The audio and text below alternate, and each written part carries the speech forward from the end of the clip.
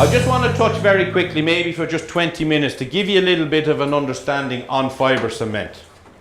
And this might help with some of the properties of it, and to try and explain the difference between our fibre cement, the Equitone fibre cement, and probably some of the boards you've worked with in the past, the building boards. There's a huge difference. Okay? Basically, our boards are made in 2 factories. One in Germany and one in Belgium.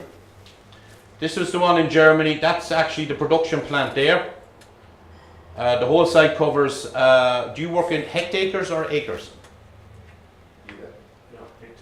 Right, 30 hectares and 10 hectares are undercover. 600 work in this factory and 800 work in this factory. And these are our 2 main production facilities for the Equitone brands. Okay, so they're big places. What we'll do is we'll have a little discussion on the materials, the process of actually making it, which goes back to the 1890s, and then we'll just talk a little bit about autoclaved against air cured, coated versus uncoated. Because in our range of Equitone, we have all of these materials. You know, we have autoclaved, we have air cured, we have coated, we have uncoated. When you're in the marketplace, the reason why I'm here and the reason why we are investing so much in South Africa is that we believe there's a huge potential going forward. Normally when we land in a place and start investing in an area, our competitors will maybe come in later on. And you're going to hear words like this coming in the future. So I'd like to just give you a quick explanation on what the differences may be. Okay, on our autoclave board, it's basically sand, cement and loads of fibres. And tons of water. And the slurry is made up. On the other hand, with the air cured, it's still cement, trass, and a different arrangement of fibres. Now just bear with me for 10 or 15 minutes as I go through just these differences. The differences I'll explain at the end. But we have two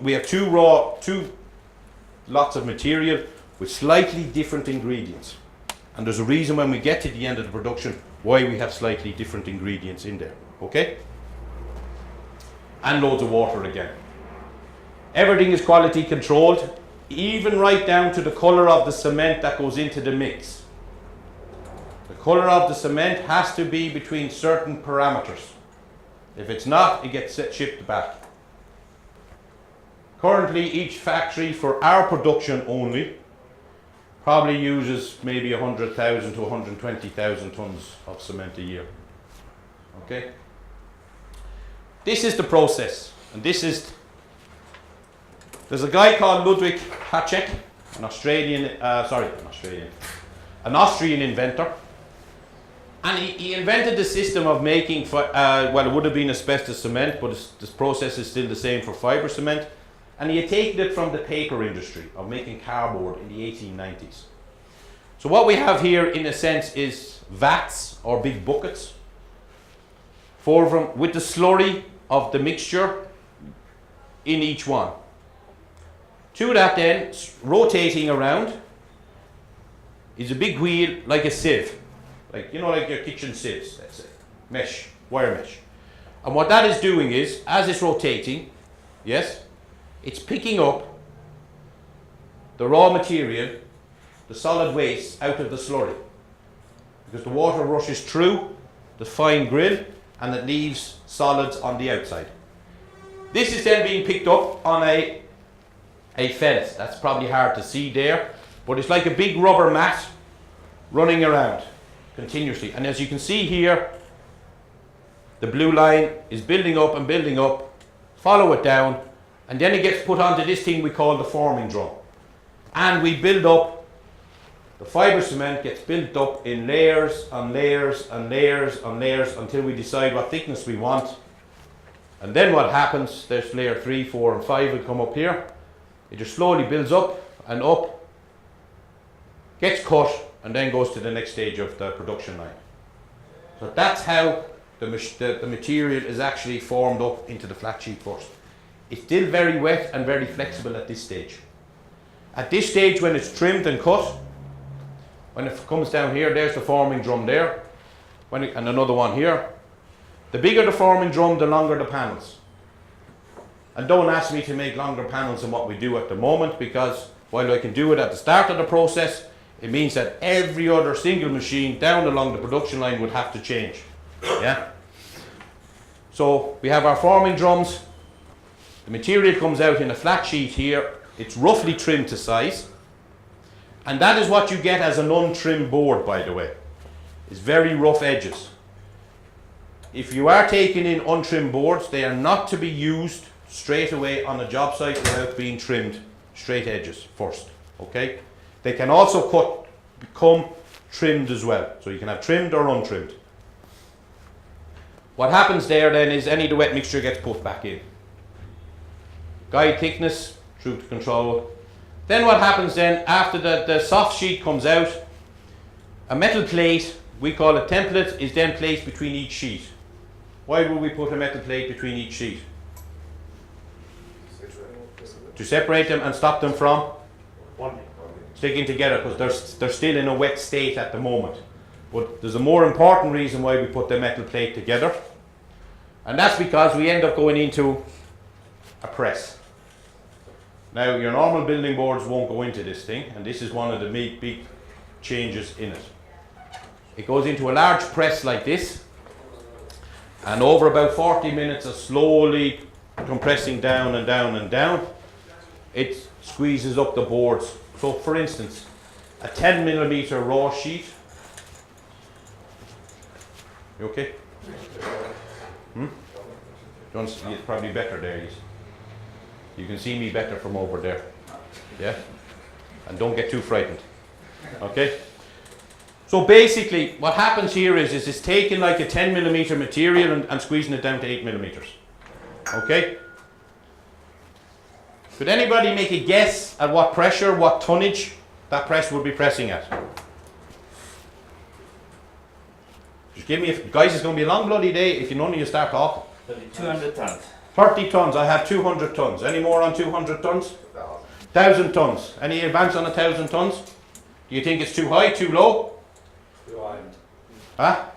Too high. Too high. Right, we have less than 1,000 tons. You guys back here, if you don't start bloody talking, I'm going to kick you out. Give me a guess. Higher or lower than 1,000 tons? Lower. Lower. Everybody agree with lower than 1,000 tons? Higher or lower? I'm going to put you on the spot, Jonathan. High. Huh? High. Higher. Who agrees with Jonathan and says higher than 1,000 tons? Correct. The rest of yours are all losers. We actually pressed to 12,000 tons. The equivalent of 300 European lorries packed, loaded with our material. 12,000 tons of pressure squeezes these materials up. That's what makes a big difference. That's why you had issues cutting. Can I just ask you something? Yeah. You said it squeezes the moisture out from 12mm down to 8. No, we go from 10. We go from 10. We go from 10 to 8. I expected to expand it. If you're squeezing it out, because of the weight, would it not sort of bulge out? Don't forget now, we're in layers, soft layers. Yeah. So what happens is when we're squeezing, we're compacting and binding them layers together and together and together. If it expanded, it means the layers are getting wider and wider. I expected to squelch out on the sides. Yeah, but that's why I said just be careful if you get untrimmed boards. She's also, oh yeah, that was at the cutting stage, but she will squeeze out a little bit at the sides as well. So she instead of being 1250, she actually squeezes out to about 1280. So as you squeeze down, you're compressing it and it's getting tighter and tighter, and it does expand a little bit at the sides. But as you can see here, you know, it's not going. It doesn't squeeze out that much because the pressure, because there's such pressure in them. It keeps it nice and tight, and it binds up the layers really, really tight. So what we end up doing is the building boards probably that you have been working with, we would normally class them at either low density or medium density. Okay, where this is a high density material. Okay, and that's what makes it really different, long wearing, more difficult to work with. I agree totally with it. Some of the building boards you could score and snap, for instance. Some of our building boards in Europe, you can simply score and they snap. This one you'd never do that. Okay, so we're on 12,000 tons. Okay, now the panel has been made, most of the water has been taken out of it, and we have our nice fancy panel in the raw state. So now we have to go and we have to cure it. And this is where it separates out again. So we started up here, two separates, different raw materials. We had the same manufacturing process and pressing process, and then we go down and we cure it in different ways. Our first way of curing it is with an we generally just take any excess moisture out with a quick dry in a small oven, and then we separate everything out onto metal pallets on this one, and we go into a thing called an autoclave. Anybody ever hear of autoclaving? No? Concrete blocks are autoclaved. There's a lot of other materials are autoclaved. It's not just fibre cement. It's basically a way of starting a chemical reaction between the ingredients to bind them up to be a solid material. These ovens are approximately 75 metres long, and they operate like a pressure cooker, under high temperature and under high pressure. And what that does is it starts a chemical reaction on the fibre cement that increases the strength of it and makes it very dimensionally stable. It makes it very rigid. The other way we do it is air curing, where we allow it to cure naturally. Now when it cures naturally, it takes a lot longer, because when you have cement, trass and the fibres and everything mixed up together, that when cement and concrete is curing, it's actually, there's a chemical reaction happening that gives off energy and heat. And there you can see here on the temperature gauge, these pallets are currently giving off about 56 degrees centigrade of heat, just by the natural chemical reaction of everything that's binding together and giving the material its strength as it dries out. And that's the way a lot of concrete normally works as well. Okay, so we have two ways of curing. One is autoclaving, which pushes it through much faster, and one is naturally air curing. Okay, now I will get to the end of the story in a little while, once the princess sees the prince and everything is okay, and we get to the end of the story, and we get to what all this means. And this is it. And this is the reason why we do both. That we cannot get the architectural finish on one range of boards. So with our Natura board, which is air cured, we cannot get this finish of seeing the fibres. And then on the autoclave board, we cannot get the sanded finish on the other ones. Okay? So the reason we have these different ways of just processing and making it is to give the architect what they want on the final appearance, which is the aesthetic quality of the board. So the Tectiva board we have, which has the sanded rough finish on it, we cannot get on the air cure technology. And what we do on the air cure technology, where an architect wants a wall to look the same but still see something happening in the board, we cannot get on the other one. So that's why we just have simply two different technologies for making the boards. And you may hear that in the future, you know, one is air cured, one is autoclave. It doesn't make a difference. Both of them still perform, and they've been doing it for 50, 60 years on buildings all over the world. And this reason why the Etex Group are the #1 fibre cement. We also use other technologies in other parts of the world, but if you're coming in on the fibre cement side of things, our competitors either do one or the other. And they will tell you that, oh, we're autoclave manufacturers, there's always a problem with air cured. And the air cured manufacturers will always tell you there's problems with the autoclaved. But there isn't. We do both of them. And both of them work perfectly when installed and looked after properly. Okay, now we'll just go through some of the great stuff we have. All factories are certified to the various international standards, and all panels are made to a European standard. Now, I'm not too sure, I think here it's still accepted here. The standards, she's also made, and we also have all the standards done for America as well. I don't think there's any separate standards here for manufacture of fibre cement in South Africa. I think you would generally follow a British standard, if I believe right, which is this one anyway. Okay, the factories being all over the world, being in the countries and having a very good relationship, for instance, they do a lot of social responsibility, particularly in areas that have been hit by natural disasters, because one of the things that disappear is people's homes. So what they do is, what do we make? We make materials for building houses as well as buildings as well. So what they do is they run off production runs and stuff and help build and donate materials and stuff for people to get back in. The latest one has been in Chile after the last earthquake. Another thing that's big on our minds is the whole environmental setup. On our factories at the moment, we've moved from bringing our materials in by trucks, and we've reverted back to the 1920s and the 1910s, and we're bringing them in on barge boats, sorry. So we can actually bring in a lot more material, like 30 trucks on one delivery, on one barge of sand. And that's cut out to roughly about 6,000 lorries entering the factory every year. The only issue is at the moment is we can't do the deliveries by boat, straight from the factory. Fibre cement today is 100% recyclable. When it's in its wet state in the factory, it just gets put back into the production at the start. When it's dry and it comes out, what happens is, and if we have any dry factory waste, it goes back to the cement plant, it's burnt in the kilns, and it comes back to us in cement. Now, it's not 100% recyclable. There's a little bit here in the corner or something that would be recycled. Any old fibre cement that is on a building, not asbestos cement now guys, fibre cement that's on a building, normally gets ground down by the aggregate guys. And they sell it for, like, say, underneath buildings or underneath roads. You know the blinding they use? So you have your hard core, medium core, and then on the top you have a soft blinding before they put the finish. That's where it normally goes. Okay? Now, the guys the other day at the training did ask the question, yeah, but how can we do any of this?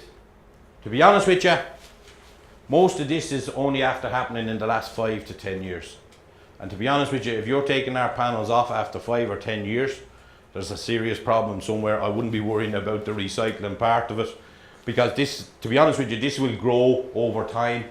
Today's materials, when they'll be getting replaced probably in 40 or 50 years time, depending on the building, I reckon this will all be a much more available way of disposing of the material. What is your actual guarantee on? Huh? What is your guarantee On what? on the fibre cement board? Our board, what's your, what do you need in South Africa? What's your building, standard building guarantees in South Africa? It varies. Huh? It varies. No, there's normally a standard one. On low cost housing, obviously not to have a... Right, well you wouldn't be using this on low cost housing. Yeah. Yeah. So I'd say a high class building.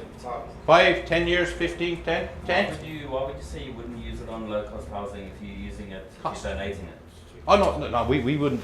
What I'm saying is we make a whole range of building materials, from building boards, corrugated sheets, you know. This stuff, the stuff we're talking about today, this is the top of the food chain here, in terms of fibre cement. Cladding. Hmm? Cladding. The cladding, yeah, this is about anything to do with fibre cement. So what sort of... You tell, I'm asking you, what is your guarantee on your yeah, product? I'm asking you what you need in your marketplace here. The 10 years is standard, and you're right, and you're lucky. In Germany it's 5 years, 9 months, and in some countries it's only 2 years. Our material is guaranteed for 10 years, but a life expectancy of 50 years. And people will then ask me, well, why don't you guarantee it for 50 years? But I don't need to, because the industry is only looking for 10 years in the countries. Yeah? What's the connector? Well, Huh? in general comment, they would say a brick and mortar building would be up for 100 years. Yeah. But did the brick guys guarantee you for 100 years? No, not at all. What did they guarantee you on the bricks? 5 years. 2 years. Well, it's 5 years. 5 years. NHBRC, Right. if it's in HBRC. Yeah. So, and obviously any developer would want it to be up as long as possible. Yeah. Be careful. Not necessarily. Types of buildings have certain lifespans, right? So a guy is in an office building, normally that has a 20-year lifespan before they will refurbish the outside of the building and change it and do something to it, right? Ideally, yeah. Ideally, in the world, yeah? The longest ones is normally residential housing. People usually, I don't know what the situation is in here, but I know in Ireland, usually when you build a house, you'll walk into it and get brought out within a box, right? And your kids will get brought out within a box later on. Because we live in the same house for donkey's years, we don't move. While in America, they move every 7 or 8 years. The average move in South Africa is 7 years. Every 7 years, yeah. So, like the material has a history around the world. We've been doing this, not exactly the same board, but we've been doing external Fibre cement cladding boards. The first large tall building was done in 1962. Right, so fibre cement has a long history. In its previous guise as asbestos cement, you know, the new one, when you test one against the other, they're getting very similar results. Like, there's a history, it's known. I do understand the fact that maybe in a new country that isn't familiar with the material, there may be an issue. But that's where we come in with our international experiences, and the likes of Miranda would then tell the architect that, look, you know, these are being successful buildings, it's used all over the world. Many millions of square meters are used every year, and it will last and last. And we have all the test reports on accelerated aging and stuff like that to convince the customer and the specifier that the material is going to last. That isn't the issue. So what is the European standard? For which? Life expectancy. Life expectancy is in excess of 50 years, both on the BRE, which is the British Research Establishment, and on the German system of testing. Yeah, and that's what they state on it. And like we said, we do have examples going back 30, 40 years of the original board still in place on buildings. Granted, they've had to be repainted, you know, after about 30 years or whatever, but they're still structurally still in place on the building. Yeah, so it does last. Yeah, but normally we'd offer a 10-year guarantee on the material. Yeah. Now, if your industry was only asking for 6, I'd only be guaranteeing it for 6. I don't need to do anymore. But this board is the colour all the way through. You don't need to paint it, do you? There's different types. On the Tectiva, there's 8 boards, true coloured all the way through, and on the German boards, there's 5 true colour, 5 colours in mass, let's say, and then they just have a little tint on the surface, but it's still within the range that once it, 20 years, you're still going to see the middle of the board anyway, in that same colour. So we have the greys and the blacks and the reds in the true colours, and then you just tone them up and down a little bit, maybe a little bit lighter grey, grey and a darker grey and stuff like that, but the core of the board on that board will still be grey. If you're in on the black boards, the core of the board will still be black. If you're on the white boards, the core of the board will still be white. But you might have a cream on the surface, you know what I mean? But the core will still be that generally within that range, a brilliant white to cream will still have a white base. Okay? This was probably the first one, you said that true colour. This is probably one of the first ones. This is 1992, I think. This is actually a wall on a factory in Switzerland where the architects actually took the chance. It wasn't us as manufacturers took the chance on this true coloured uncoated boards at all. One of the world's leading architects actually took the chance and said, no, I don't want to finish on the boards. I want the raw cement board. So I took the chance and we put it on the building with no guarantees. However, it worked perfectly, and that led to all these new developments in true coloured, uncoated boards over the last 30 years. Right, we'll go on to the finishing line. Basically, on the autoclave board, which is the board that has no paint finish on it whatsoever, it's sanded to be calibrated, sanded to thickness. These are the sanding machines here, and there's also a colour checker here to make sure the board is within range of the colours. What happens then is we get this finish on the outside, and this is done by a sanding process. 4 on the top, 2 on the back. And you get this look on this board, which has a sanded finish, but every single board, which is Tectiva, has a slightly different look, feel, cloudiness. The colour changes a little bit on it, okay? What we have then is on this board then as an extra process, if it's wanted, we do a board called the Linea, which has a big industrial machine that cuts all of these grooves in the surface of the board. So it looks like this.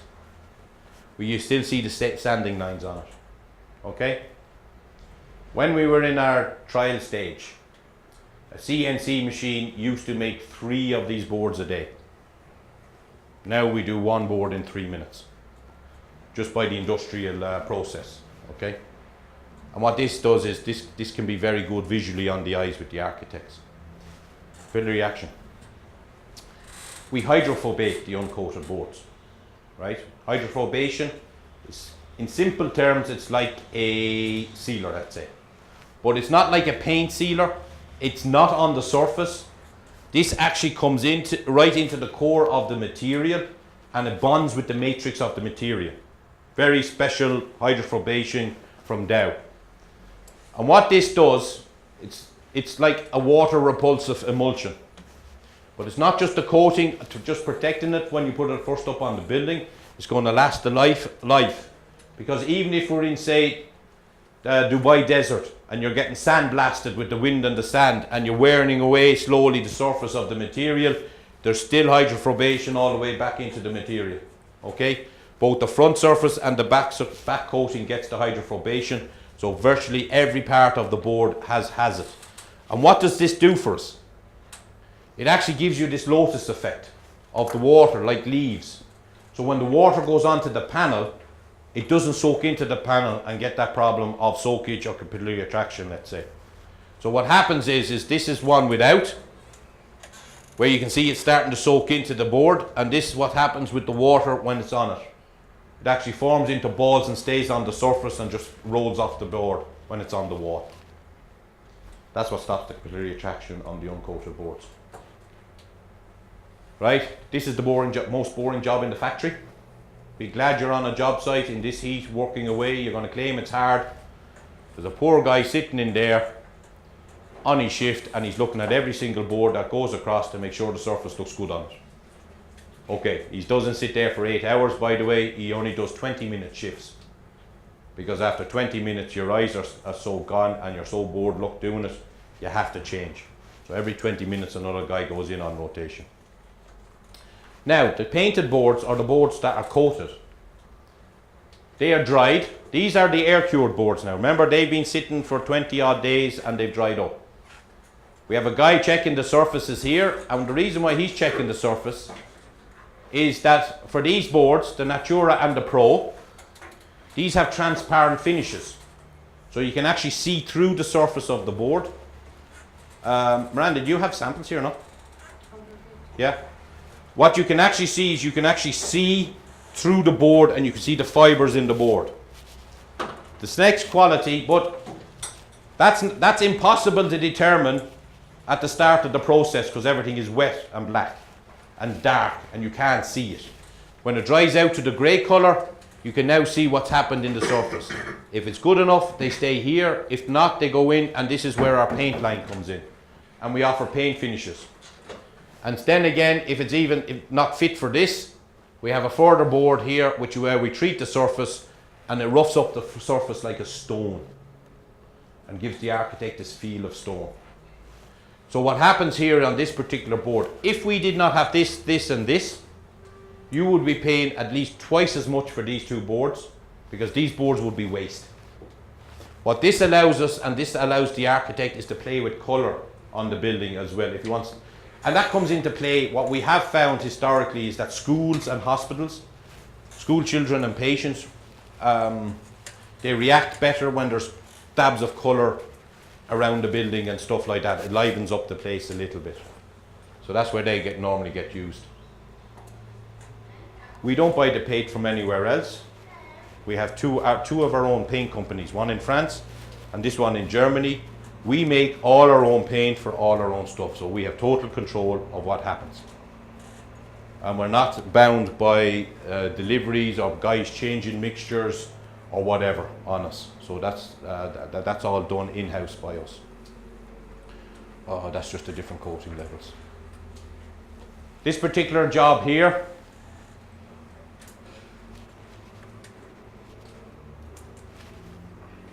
this is done with the air-cured boards on a job in Austria. It's a concert hall. Very complicated pattern, but there's only 2 boards used on this. You have this shape board, and you have the arrowhead. They're the only 2 shapes that are used, and the way it's arranged.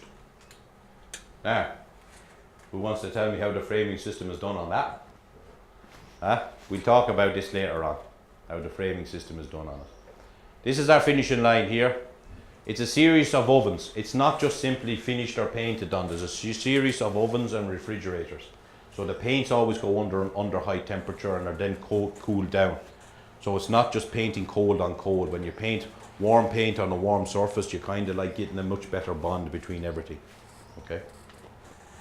Everything is controlled in a colour lab system.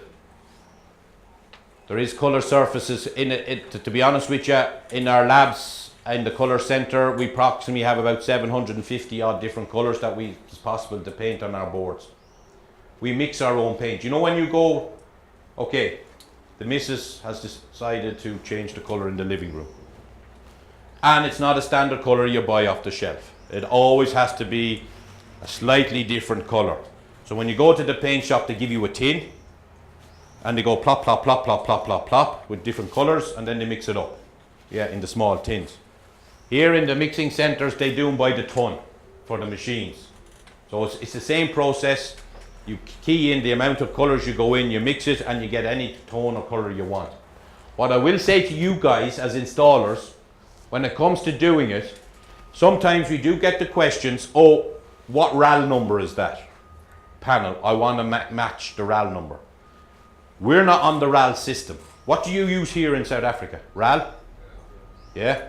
RAL is primarily on the metal side of things. We're normally on the NCS colour system, much more colours, much more tones. We do have some RAL numbers and some close RAL numbers. However, just be wary. And what I would suggest to you, if you get asked it, is make sure you get a sample of both materials in the colours, because even if ours is done in RAL 7002 and the metal is done in 7002, because the light reflects different off the materials, it's going to be a slightly different colour. And before you go in, this happens with trims or where you're joining into windows or something like that. So the architect will say, oh, the window is RAL 7002, we need something close enough to match that. Or the panel is 7002, you need the windows to be 7002, and when the two are put together, they are going to look different. Because light reflects off of metal different than it reflects off of fibre cement. Yeah, you slowly pass them around. That shows the difference between the sanded, the rough, and you can see the fibres in the one on the bottom. These ones. This one here. You can see the white flecks. See the white fleck? Yeah. This is a tower that's done in the pure white painted one. They wanted to make a statement, the architect did. I'm just going to show this one from an installer's point of view. This is approximately 75 metres tall. However, it was built from the ground to here. And that whole top section there was built on the ground, lifted in by crane on LGSF system, and plonked down and bolted in. So this whole section up here is a lightweight steel frame section that was lifted up by a crane and dropped on top of the towers separately. So doing it that way is not a problem for us. When we come into fabrication, we have a number of cutting machines. We have 5 and 1 CNC in this particular factory, and basically they can cut and they can drill the boards, put perforations in it, do crazy cuts and stuff on it, okay? And when we come to testing the material, normally when we invent or come up with a material, or it's normally 3 years in development before it gets released to the market. We do a lot of testing.